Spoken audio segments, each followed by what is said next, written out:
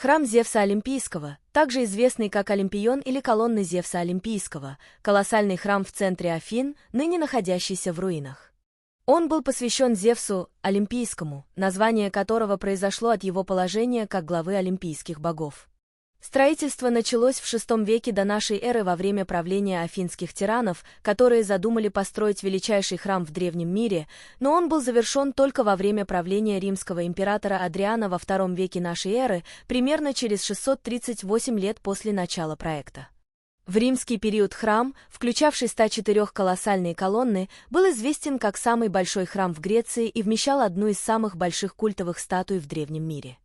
Слава храма была недолгой, так как он пришел в упадок после разграбления во время варварского вторжения в 267 году нашей эры, всего через столетие после его завершения. Вероятно, его так и не отремонтировали, и впоследствии он превратился в руины. В течение столетий после падения Римской империи его активно разрабатывали в качестве строительного материала для обеспечения строительных проектов в других частях города. Однако значительная часть храма сохранилась и по сей день, в частности 16 первоначальных гигантских колонн, и теперь он является центром исторического района.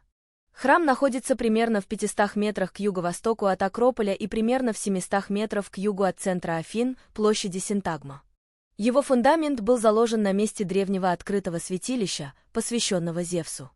Там стоял более ранний храм, построенный тираном Писистратом около 550 год до нашей эры. Здание было снесено после смерти Писистрата, и строительство колоссального нового храма Зевса Олимпийского началось около 520 год до нашей эры его сыновьями Гиппием и Гиппархом. Они стремились превзойти два знаменитых современных храма – Герайон Самосский и второй храм Артемиды в Эфесе. Спроектированный архитекторами Антистатом, Калихром, Антимахидом и Формосом, храм Зевса Олимпийского должен был быть построен из местного известняка в дорическом стиле на колоссальной платформе размером 41 метр на 108 метров. Он должен был быть окружен двойной колоннадой из 8 колонн спереди и сзади и 21 на боках, окружая целу. Работы были прекращены, когда тирания была свергнута, а Гиппий был изгнан в 510 году до нашей эры. К тому моменту были завершены только платформа и некоторые элементы колонн, и храм оставался в таком состоянии в течение 336 лет. Храм остался незавершенным в годы афинской демократии, по-видимому, потому, что греки считали высокомерием строить в таких масштабах. В своем трактате «Политика» Аристотель приводит храм в качестве примера того, как тирании вовлекают население в великие дела для государства, как белый слон, и не оставляют ему времени, энергии или средств для восстания. Только в 174 году до нашей эры царь Селевкидов Антиох IV Епифан, который представлял себя земным воплощением Зевса, возродил проект и назначил ответственным римского архитектора Децима Кассуция. Проект был изменен, чтобы иметь 3 ряда по 8 колонн по всей передней и задней части храма и двойной ряд из 20 по бокам, в общей сложности 104 колонны. Колонны должны были быть 17 метров в высоту и 2 метра в диаметре. Строительный материал был изменен на дорогой, но высококачественный пентелийский мрамор, а ордер был изменен с дорического на коринфский, что стало первым случаем использования этого ордера на внешней стороне крупного храма. Однако проект снова остановился в 164 году до нашей эры со смертью Антиоха. К тому времени храм был еще только наполовину закончен. Серьезный ущерб был нанесен частично построенному храму разграблением Афин Луцием Корнелием Суллой в 86 году до нашей эры. Разграбляя город, Сулла захватил некоторые из незавершенных колонн и перевез их в Рим, где они были повторно использованы в храме Юпитера на Капитолийском холме. Была предпринята нерешительная попытка завершить храм во время правления Августа как первого римского императора, но только с восшествием на престол Адриана во II веке нашей эры проект был окончательно завершен, примерно через 638 лет после его начала. В 124-125 годах нашей эры, когда Филилин Адриан посетил Афины, была начата масштабная строительная программа, которая включала завершение храма Зевса Олимпийского. Вокруг храма был возведен обнесенный стеной вымощенный мрамором участок, что сделало его центральным объектом древнего города. Проект Кассутия был использован с небольшими изменениями, и храм был официально освящен Адрианом в 132 году, который принял титул Панеллиний в ознаменование этого события. Храм и окружающий его участок были украшены многочисленными статуями, изображающими Адриана, богов и олицетворения римских провинций. Колоссальная статуя Адриана была воздвигнута позади здания народом Афин в честь щедрости императора.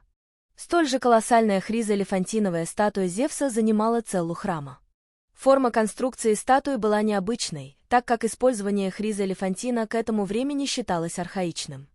Адриан, возможно, подражал знаменитой статуе Афины Парфенос Фидия в Парфеноне, стремясь таким образом привлечь внимание к храму и к себе. Павсаний описывает храм таким, каким он был во II веке. Перед входом в святилище Зевса Олимпийского в Афинах Адриан, римский император, посвятил храм и статую, одну, достойную внимания, которая по размеру превосходит все другие статуи, кроме колоссов на Родосе и в Риме, и сделана из слоновой кости и золота с художественным мастерством, которое замечательно, если принять во внимание размер. Перед входом, я говорю, стоят статуи Адриана, 2 из фасосского камня, 2 из египетского. Перед колоннами стоят бронзовые статуи, которые афиняне называют колониями.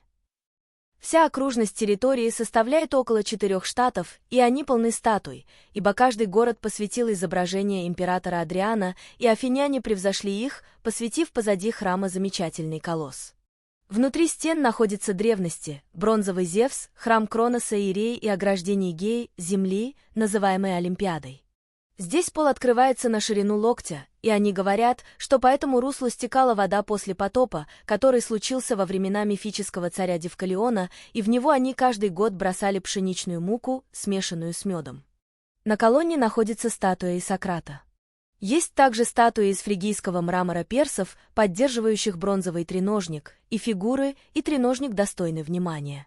Древнее святилище Зевса Олимпийского, как говорят афиняне, было построено Девкалионом, и они приводят в качестве доказательства того, что Девкалион жил в Афинах, могилу, которая находится недалеко от нынешнего храма.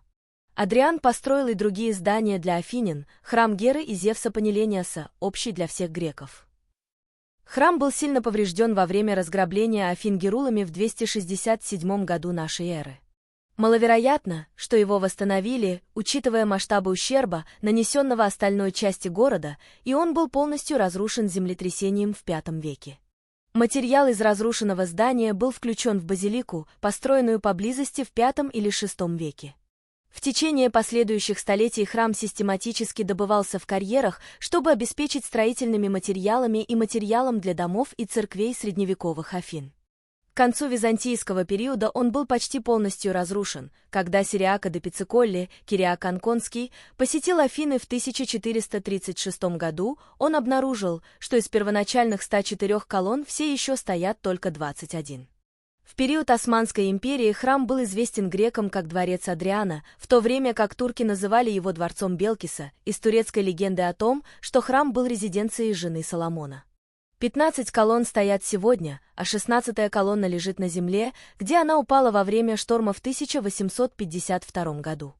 Ничего не осталось от целой или большой статуи, которая когда-то там находилась.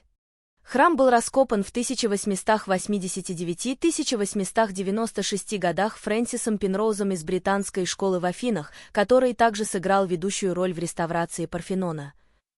В 1922 году немецким археологом Габриэлем Вильтером и в 1960-х годах греческими археологами под руководством Иоанна Травлоса.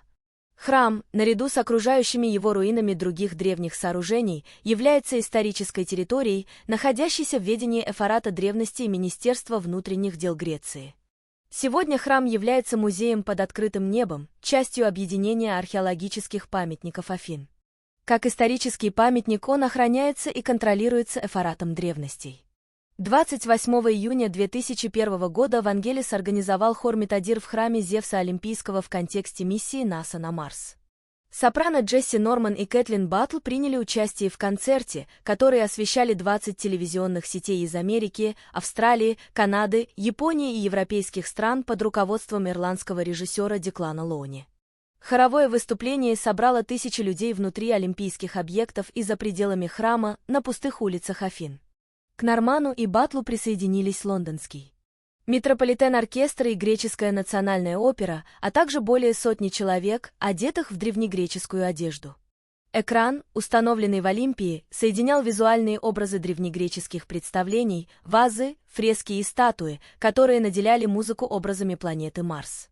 21 января 2007 года группа греческих язычников провела церемонию в честь Зевса на территории храма. Мероприятие было организовано организацией Елинейс, которая выиграла судебный процесс, чтобы добиться признания древнегреческих религиозных практик осенью 2006 года.